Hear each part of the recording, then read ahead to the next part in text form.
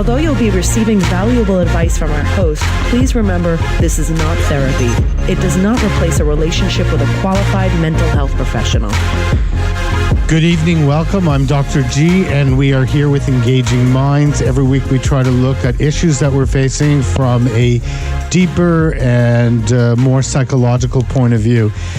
And the reason I chose tonight's issue, which is something that is very difficult for people to talk about, that's why we're going to be talking about it, is this idea of death in America. It's so difficult that I wanted to break the silence and create a series around it. What inspired me is, as a psychologist, I've seen so many patients who have dealt with end-of-life issues, and it seemed like the ones who were able to talk about the end-of-life issues with their families and with their loved ones actually seem to live a fuller and more meaningful life, no matter how much life they had left. And that's what I wanted to focus on tonight. So with that, we have some amazing guests. We're going to have on Carolyn Jones. She's an award-winning photographer and filmmaker. We're going to have Ian Thomas. He's a creator of an app, and I'm going to actually let him tell us when he gets on what that app is. So pay attention. It's kind of fun and interesting. And then we're going to have Dr. Carrie Nelson and Dr. Raymond Raskin. They're both medical directors at Mid-Valley Hospice in Sherman Oaks. One, two. And I want to tell everyone that before we start, if you're actually dealing with an end-of-life issue, there is no better place out there than Mid-Valley Hospice. They offer qualified patients, lots of levels of hospice care, and also the option for the end-of-life option, which we're going to talk about more on the show and what that's all about. If you need to contact them, their number is 818-386-2600. That's 818-386-2600. I'm going to give you that number throughout the show. And also, if you miss it, you can contact me, drhowardgluss at live.com, or here at the show directly, 323-935-9712, and I'll get you that number. And like always, if you do want to call in and speak to any of our guests, our number is 1-800-222-5222. That's 1-800-222-5222. And with that, I want to bring on my amazing panel. I'm going to let them all introduce themselves. So we're going to start with our lady on the panel. Carolyn, it's a pleasure to have you on the show. Thanks. It's great to be here. I'm excited to be part of this conversation. Having just done a film about end of life called Defining Hope, it's great to have an opportunity to just talk to you all tonight about this.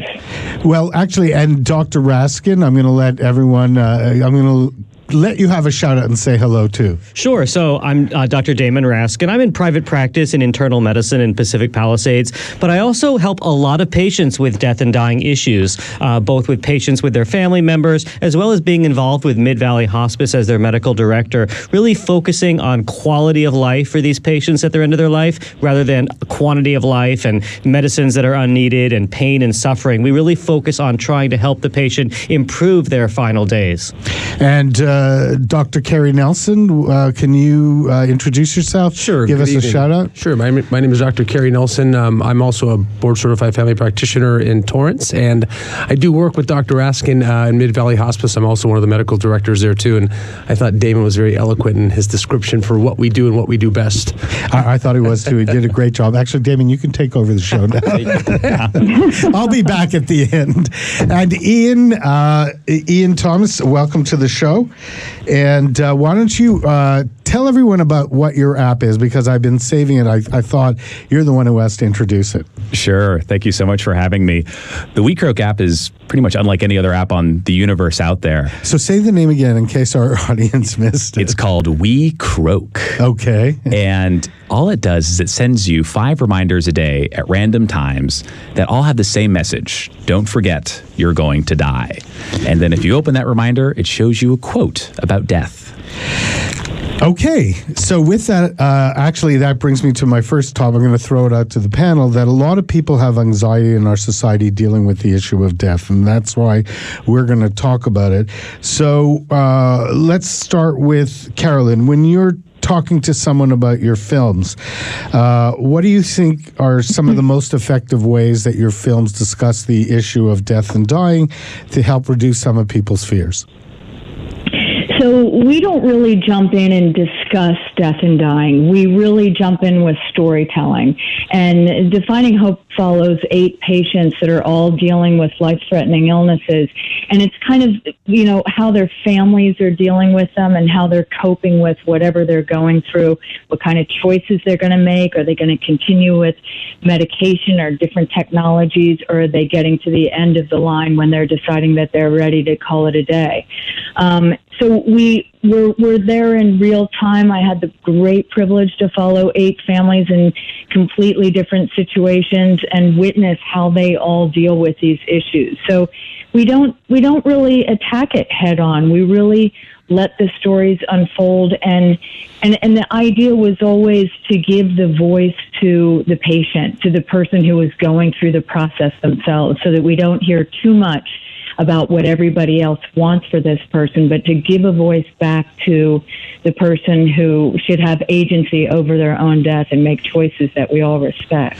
And I do want to say, even though in your films you don't attack it, as you said, directly, giving a narrative to someone's experience and storytelling and just people listening to those stories, it can definitely, give people a lot of insight how individuals deal with this issue. So that's what I think the power of storytelling does, is it allows us to have that emotional experience like the people that we're watching to go through it. And I think it's very powerful, and in your films it's very powerful. Well, thanks. I mean, I feel really strongly about that. I think that, we learn from the people that, we live with or we're surrounded by. We used to learn about death from our grandparents or our great-grandparents. And it used to be, I know my father's grandfather died in the home and his body was in the front parlor, and death was something he had some sort of understanding about. But when I started to make this film, I decided that, when I started to talk to people, I really think people think that death is optional here in America, that we can actually kind of buy our way out of this piece of business. And I had to pull back really far and start off with to remind people. And I think it's kind of, Ian, what your app is doing. Hey, we're just here for a limited period of time. We are going to die, so we might as well figure this out and take a hold of it. Even though we joke about that concept that death is optional, I'm so surprised as a therapist how many times I'll mention that issue to people, and I think unconsciously a lot of people, even though they know it's not real, kind of think of it as an option. So maybe those are the people that have difficulty talking about it. Dr. Raskin, when people are dealing with the anxiety of end-of-life issues, and Dr. Nelson, you can chime in too. You're both involved with Mid-Valley Hospice. What are some of the common anxieties people face, and how do you two manage them? Well, I think a lot of the anxiety is about pain and suffering. So I hear a lot from not only the patients, but family members that they're very concerned that their loved one is going to be, in this terrible, painful state. And we have to talk that through about what that is. And not only is it just pure pain, there's different kinds of pain. There's pain that comes from nerve endings. There's pain that comes from cancer in a bone. There's pain that there's all kinds of pain, and they can be addressed with different medications, as well as anxiety. And there's lots of anxiety and panic attacks that go along with that. And I think that it's very difficult for family members to see their loved ones like this. Yeah, I would agree with Damon. And I also think that from the people that provide the care for these folks that are dying, there's a lot of sleepless nights for them as well. I mean, I think we see a lot of sleep-deprived caregivers and actually some sleep-deprived patients as well, believe it or not, even if they're in bed all day long. So the fears are real regarding pain and anxiety. Right. And what hospice can do is not only help the patient, but help the loved ones. Absolutely. There are social workers that can come in and discuss really the prognosis and sort of how to help these family members as well. Spiritual counselors as well. I mean, there's depending on your religious beliefs, if you have them, those are available as well through hospice group, including our hospice group. And that kind of leads to what Ian's doing. I mean, the idea that even an app can help you. So why don't you tell us how your app can help us deal with the issue of death, and explain exactly what the app is. Certainly. The idea of thinking about life through the lens of death is one that's as old as the Romans in both Eastern and Western philosophies and traditions. People have have tried to use this prism of thinking about death to have better lives. And so our app is simply the 21st century manifestation of this ancient idea. And by experiencing these random notifications throughout the day, reminding us, don't forget we're going to die, and taking a moment out of our busy day to contemplate what death might mean to us, we've been able to share this app with tens of thousands of people, and they write us back. And they are working in end-of-life care, or they are watching their mother go through dementia, and they are talking about how the fact that this app is so overt about death, it helps lessen their struggle. So I think it has a paradoxical effect that the more we can open up this conversation and talk about death, actually, the more life we can actually have. Certainly. And by taking the notion of life and death to such an extreme with the WeCroak app, it begs that conversation. But I have to say, when it's called the WeCroak app, sometimes it's hard to take it seriously. Absolutely. But maybe that's the whole idea behind it. Well, there's so many wonderful quotes in there, and one of them will be, it's like, life is a game, but death is serious. So it's people are thinking about how to survive in this crazy world where we live in a world where we are being bombarded constantly by all these distractions, and we look at our phone for over 2.5 hours a day. Why not spend about 35 seconds looking at a couple quotes about life and death with the WeCroak app? And I think it gives us a moment to be contemplative, to actually stop what we're doing throughout the day, take a second and think, and then go back to our daily routine. But it takes us out of the moment. I actually wanted to go back to, and Carolyn, you're welcome to jump in, and anyone's welcome to jump in. One of the confusions I heard from a lot of people about the End of Life Act is this sense that people are concerned that there won't be enough balances and checks around it. So I'm wondering if Dr. Raskin and Dr.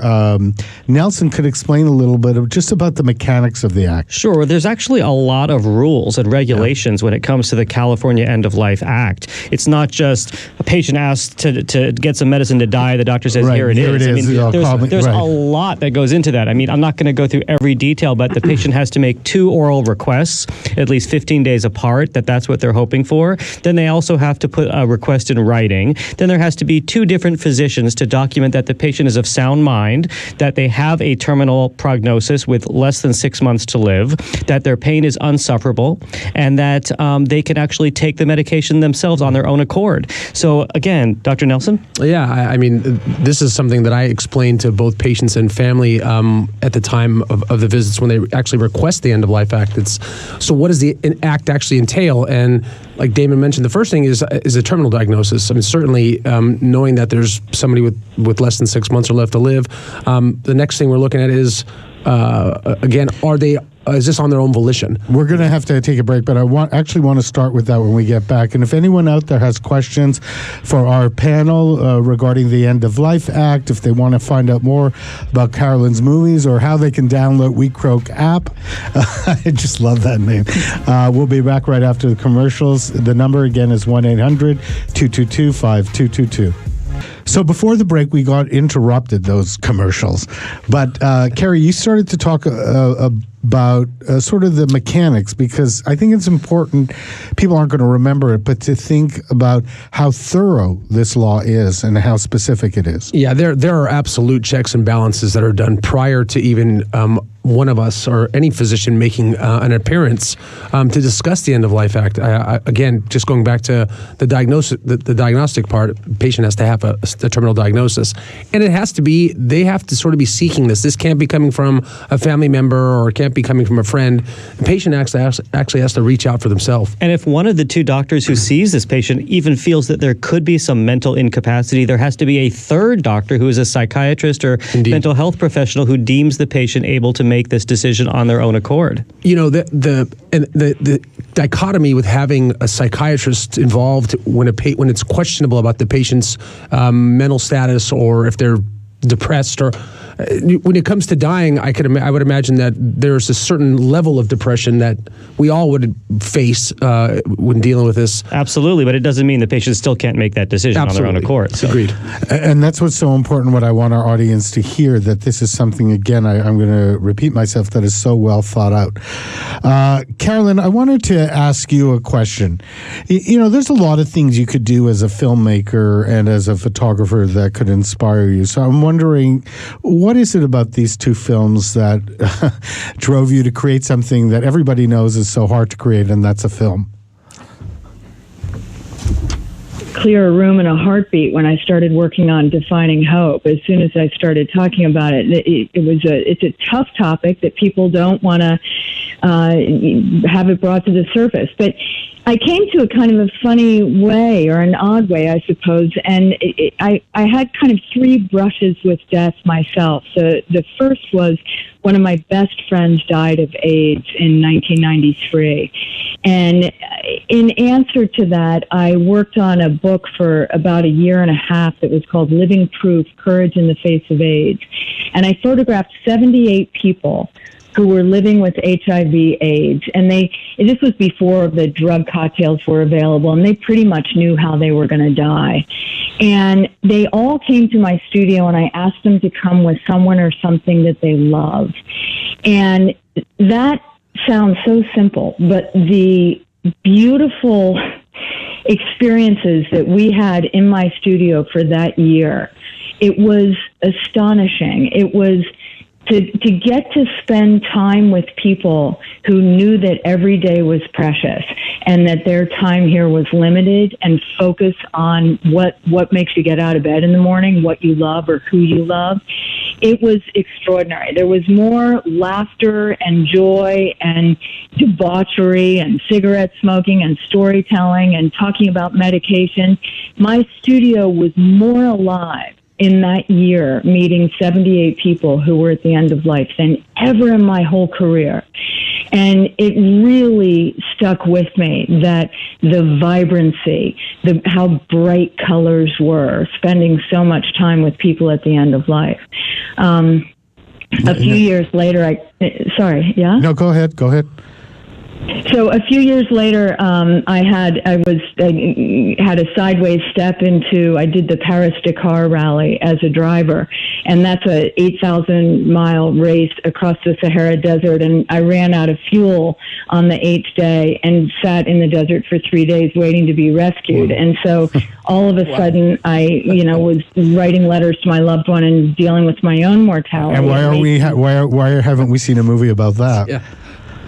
Well, so I was driving and navigating, and it was all I could do to survive it, let alone make a movie about it. But it was an extraordinary adventure, and definitely was a shift in how I thought about my own life.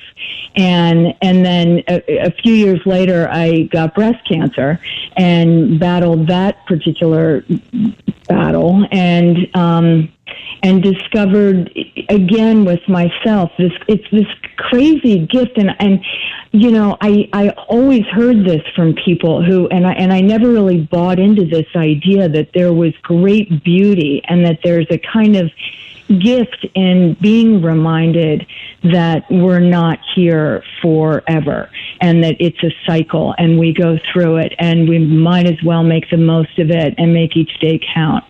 So I didn't look at it as a negative arena to jump into. I looked at it that we're not dying very well in this country. Technology has made it exceedingly complicated for us to get there. Family members are having to make all kinds of decisions that they're not equipped to make. And I just thought, I'm going to go out there and tell some stories that can guide us a little bit so that we can learn from others through storytelling how to get through this.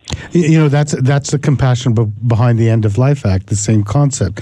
I'm actually going to ask our panel the same question. I'm going to ask Ian, now our audience can see you're a relatively young guy.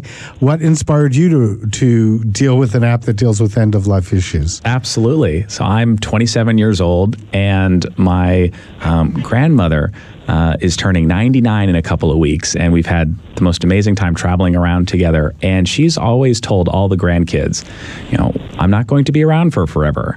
And so when I'm gone, just remember all the good times that we've had. And on an episode a few weeks ago, you were talking about living healthily to the age of 100, and doing so is a part of, diet, exercise, but personality and attitude.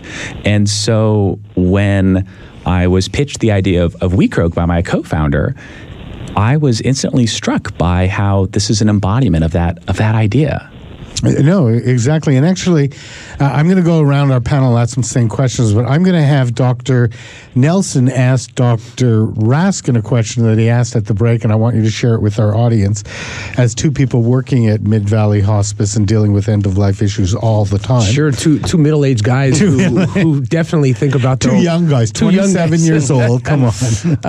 The question I had posed to Damon was when he visits patients, and not just end-of-life patients, but hospice patients in general, how much, if any, does he think about his own mortality? Because I know it affects me like daily, and probably every few hours I think about something regarding death and dying, and that's pertinent to myself, especially when I see somebody who's had some affliction that maybe my father had or something. I look at that and go, wow, is that going to happen to me down the road? Or how can I prevent that? Absolutely. And I think that that's very poignant. And so when I see these family members and these patients who are at the end of life, it does make me think about my own mortality, and it makes me want to go home and really live and kiss my wife and kiss my kids and enjoy those times and plan a vacation, or go outside and just take a walk with my dogs. Waste time on and not stare at the computer and the phone and the iPad as much. We all get caught into that. We all get caught into the daily stresses of our lives, and it does remind you that there's only a finite time we have, and we should try to make the best of it. I'm going to share a story too, as someone who dealt with a very serious illness growing up, and a few times had to be in a wheelchair because of it. One of the things that it did to me is facing such a serious illness. I think more than anything, it made me go after my dreams and take certain risks with my career and in my life and in my personal life that I probably wouldn't have done had I not had that experience. So I was able to take something that was potentially very negative in my life and turn it into what I think was very, has fueled me in a very positive way. And I bet there's a lot of people out there that have similar stories. So if you want to call in and share your story or give us any advice to our panel, the number is 1-800-222-5222. But before I get into that, I did want to mention something quickly, that you've heard the commercials that are on about Concierge Detox LA. It's something I feel very passionate about. It's a company I started with my friend Dr. Damon Raskin, who actually works for Mid-Valley Hospice. The guy gets around, and what we wanted to do is focus on individual in-home care if you're dealing with an issue of addiction. What motivated us was this feeling that people need, there's a group of people out there that want individualized care and may not feel comfortable being in a rehab center, or also want discretion when they're dealing with the issue of recovery. So if that's something that you want to find out more information about, you can again contact me at drhowardgluss at live.com, or you can also call me at 323-935-9712, and I'd be glad to share that information with you. We have a couple callers. I'm going to take the calls. Our first caller is Brenda from Manhattan Beach, and her question is, Brenda, well, why don't you share what your question is with our panel? Well, hello. Hey, welcome to the show. Thank you for having me on. Yes, I think it's been an interesting process for me in the fact that I'm at an age where parents have passed away, and people I know and have grown up with and things, and so you start looking around and realizing, death is imminent, and you've known that all along, but you start thinking about it a little bit differently. And I think I went through an illness not similar to yours. I don't know what yours was, Dr. Gluss, but something that made me feel a little bit of peace about it, I guess. It was interesting because when actually I recovered and felt like I have a chance at life here, and I need to appreciate more. And I did. I felt like, especially in the weeks after when I was recovering and was able to go outside, and it just felt like a different person. But gradually you sort of fall back into that day-to-day where you don't think those things. And I had to remind myself, and occasionally I still have to, and realize that, I should appreciate what's happening right now and not be afraid of what's to come, because it's going to happen. I think my main fear, too, is having a friend that is going through illness, and a lot of the things she's going through I feel like are just so unnecessary. I just want to make sure that I don't go through a lot of treatments and illness and things that maybe can be prevented as far as making good decisions about that. So that was just my only comment, that I feel like that making decisions and talking to yourself and preparing a little bit in your own mind could help.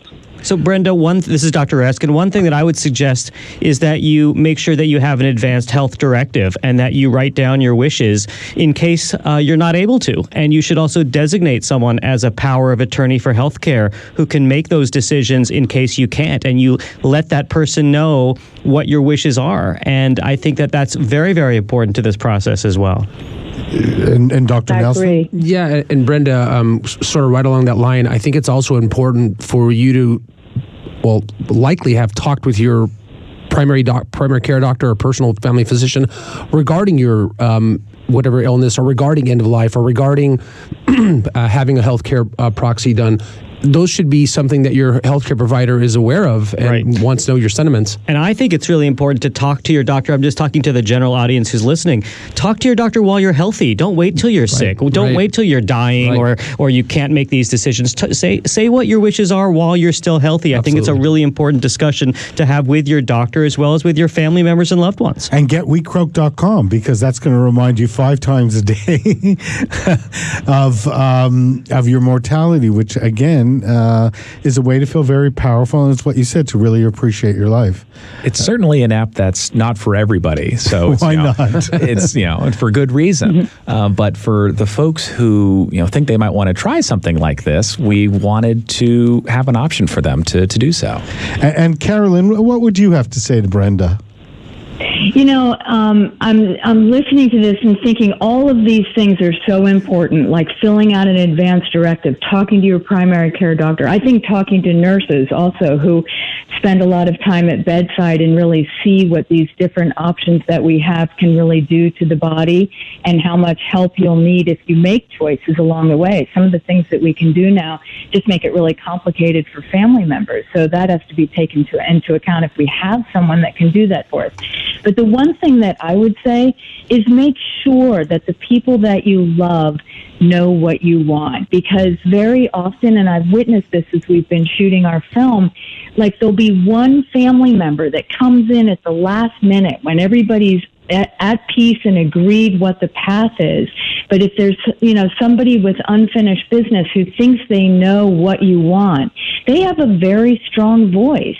And I just think as many people as you can share your feelings with, and as strongly as you can express them, it's really, really a productive thing. And I've seen that with patients too in therapy, that it's so important that their last wishes be respected, and there is definitely a fear sometimes that certain family members will come in and take over. So the more you can protect yourself that way, I think, Brenda, the better off you'll be. I'm hoping, does that answer your questions, Brenda? Yes, that's fantastic. Thank you very much for all the information. Thank you very much for calling in. We appreciate it. We have Jane calling. We have another caller from Canoga Park. Jane, welcome to the show. Hello, everybody. Good evening. Jane, you have a question. It says, what steps do I take if my mother is asking for end-of-life care? So I'm going to have our medical professionals address that question. Okay, so my mom is... Sure. Hello, everybody. My mom is 70. My mom is 74 years old. She has end-stage renal, I guess, disease, you would call it. And she's been wanting this, telling us verbally that if the time comes, this is what I want to do. I don't want to suffer. But, we're Christian, and we don't know how to go around this. Well, Jane... So we need some guidance. Sure, absolutely. Dr. Raskin? Jane, I think, this is Dr. Raskin. The first thing that I would do is I would talk to her primary care doctor and make sure that she has that conversation as well with her primary care doctor and express their wishes. And I think that if she really feels this way, see if she's a hospice candidate first. Before we rush off to end-of-life options, first see if there's a palliative care option or a hospice option where a great company that I work for is called Mid-Valley Hospice, and they would come out and evaluate the patient, and they would also talk to their doctor. And if it's determined that she does indeed have a terminal condition, and you mentioned end-stage renal disease, and that can be a terminal condition, and if that's the case, she could be a candidate for hospice. Then she would sign up for hospice, and then again, the focus would be on her comfort and dignity, and then she could have that conversation with the hospice doctor about what the end-of-life option entails, and see if she would be appropriate for that. Yeah, and Dr. Nelson, go ahead. Sure, she could have. Hi, Jane. She definitely could have that conversation, not only with the doctor, but she could bring that conversation up to any of the staff from the hospice group once she's entered hospice. But in terms of getting there first, I agree with Dr. Raskin. It's got to have a conversation with the primary care doctor. They have to be on the same page to determine if she's terminal at that point.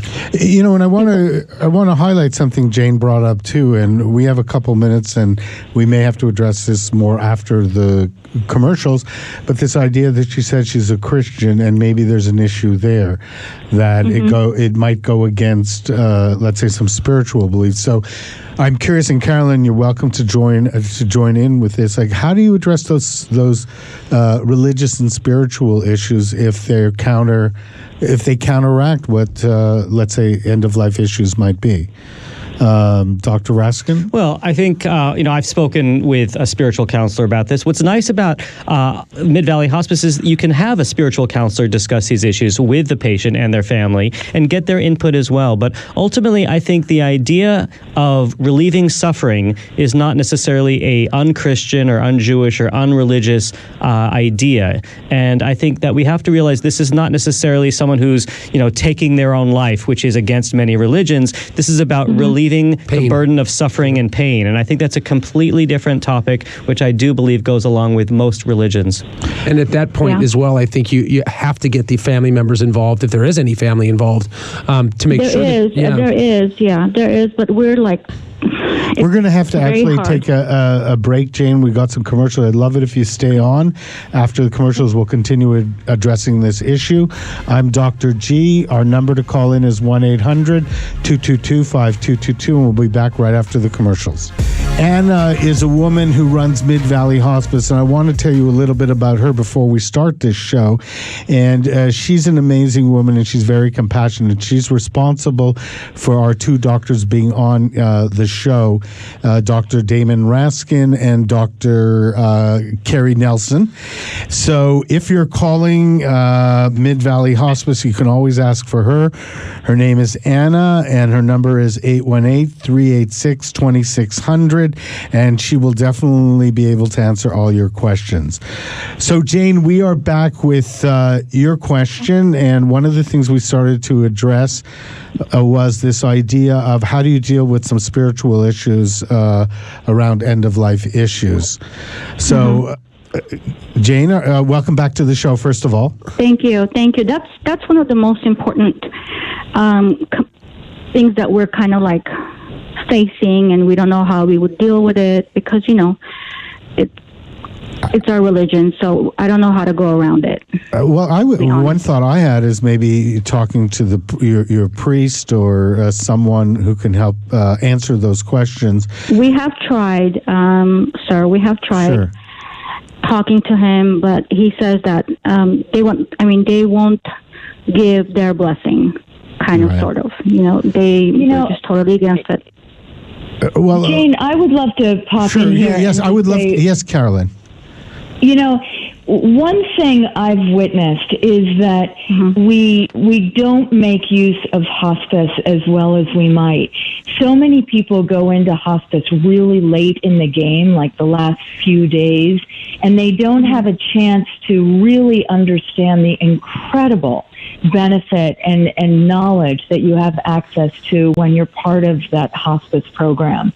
And, I have found so many people have found so many answers by kind of making that choice. And, you know, as both of the doctors were saying, you have all of these people, a chaplain, a social worker that are really well equipped to talk through these issues that they deal with on a daily basis. So I would really turn there earlier and faster and go one step at a time. I think that the first step really is hospice, long before, you know, you have to talk about, you know, the very end of life. That journey could be better.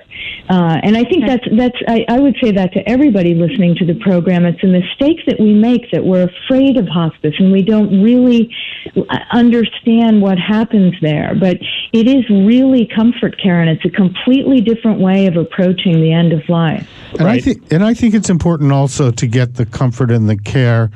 And I know it's a very difficult decision, you know, especially if your religious beliefs are very difficult. Yeah, and I think sometimes people have to grapple with the difficulty of it and eventually come to their own answers. But I know Dr. Raskin wants to say something.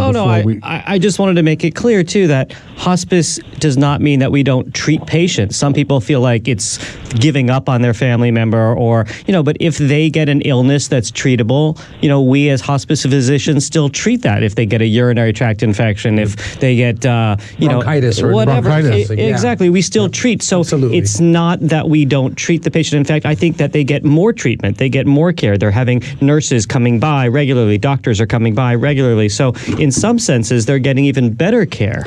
Yeah, we see some situations where patients actually perk up. I know that this is an end-of-life talk, technically, but in hospice, they do get better care. It's much more attention. It's much more attentive care from a variety of nursing staff and physician and, all the way up, LVN, RN. And so, and I do want to echo what Carolyn did have to say, because I do think that it is important to get on board early. And when family members, decide they want hospice a day or two before the patient's dying and there's, severe pain, it really becomes a bunch of chaos and very, very difficult for everyone involved. But if you're talking 3 or 4 or 5 months before this process, when you're just starting out, there's a lot that can be done for both the patient and the family. A lot of teaching can be done. I just have one last question, since we're on the topic of hospice, and again, it's a very difficult situation for us. We really don't believe in not going back to the hospital. If we do put her on hospice eventually, and if we do want to take her to the hospital, can we do that, or do we lose that? No, absolutely. Both with hospice and with end of life, these are voluntary positions that you can revoke at any time and change your mind. The patient can change their mind all about any of it, including hospice. And so that is something that is important to know. Sure, absolutely. Have we been able to answer your questions, Jane? Yes, sir. Thank you so much for kind of watching me through stuff. Oh, yeah, it's our pleasure. And I want to say, Jane, I really empathize with you. I know these are very difficult decisions and complex, but I think as you listen to our panel, you'll be able to grab onto some insight that will help you. Thank you so much. Thank you, everyone. Thank you. Good night. With the time that we had left, I wanted to make sure everyone on the panel had a chance to chime in and tell. First of all, we'll start with Carolyn. Carolyn, if people wanted to get in touch with you, find out more about your work, your films, your photography, the amazing things you've done, how could they do so? I guess the fastest and easiest way is to go to carolynjones.com, and that's a website that kind of launches you into the work I did for the American Nurse Project and also the End of Life film, which is called Defining Hope. So that's carolynjones.com. And if people wanted to download WeCroak.com, how could they do? Well, obviously they know how to hop do it. on to WeCroak.com, or be sure to follow us on Twitter, WeCroak app. And, our app has almost 400 quotes in it from famous philosophers and writers and thinkers, from Marcus Aurelius to RuPaul. If I may, could I read one of the quotes? Yeah, absolutely. We would love to hear them. This is one. The way to see how beautiful the earth is to see it from the moon. The way to see how beautiful life is to see it from the vantage point of death. And that was by Ursula Le Guin, who actually passed away this January. And actually, Dr. Nelson has downloaded your app, and he wants to share some of his insight into with you. Actually, my wife is the one who downloaded it a couple of days ago, and at first I thought this is probably going to be some sort of a depressing app. I mean, who wants to talk about dying?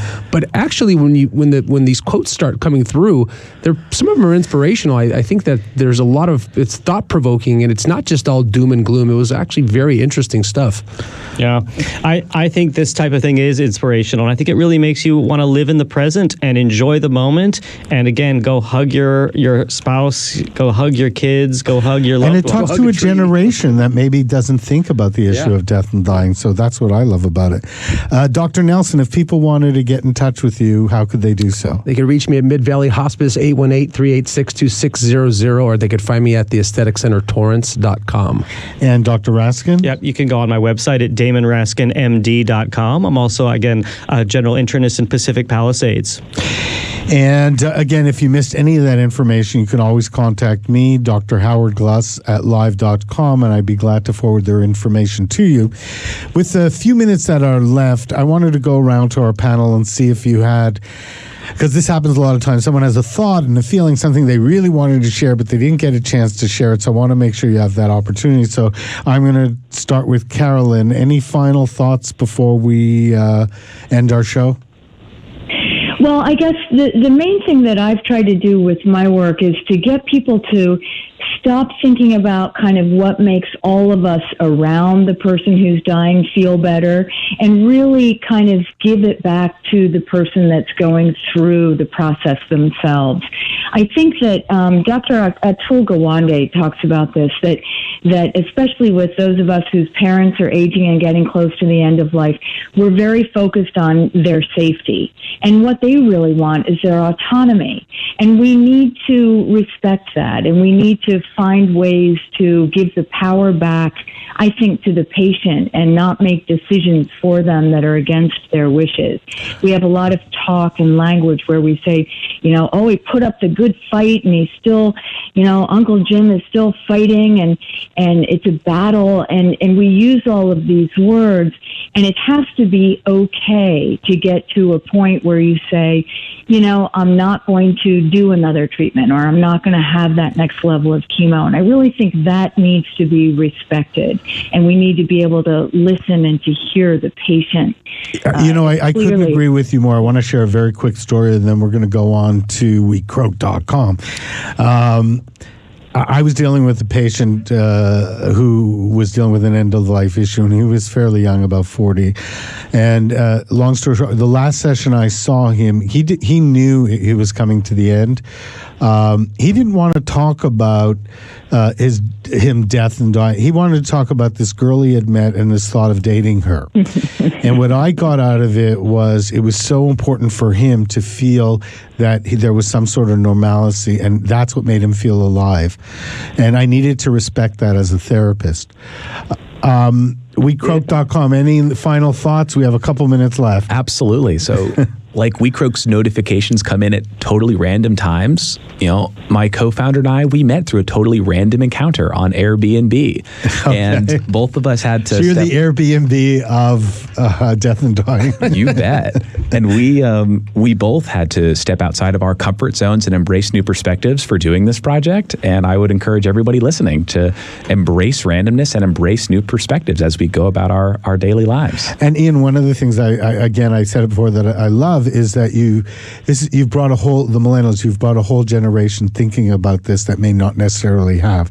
Dr. Raskin and Dr. Nelson, any final thoughts you want to share with our audience? I have a lot of patients at end of life. I have a lot of patients with life-threatening conditions, and when I talk to them about that, a lot of them are not scared of dying or what happens next, but what they are scared about is pain and suffering, and that's really what I try to focus on with these patients. I try to reassure them that that's what we can do, both as healthcare practitioners or hospice physicians, is that we can focus on death with dignity. And I think that's important that that's available. So what's great about this show is that we're giving more information to the public about that idea.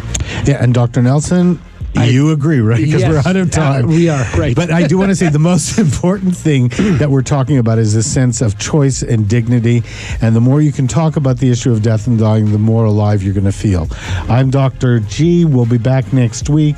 Again, if you want to find out more about this show, you can always email me at drhowardgluss@live.com.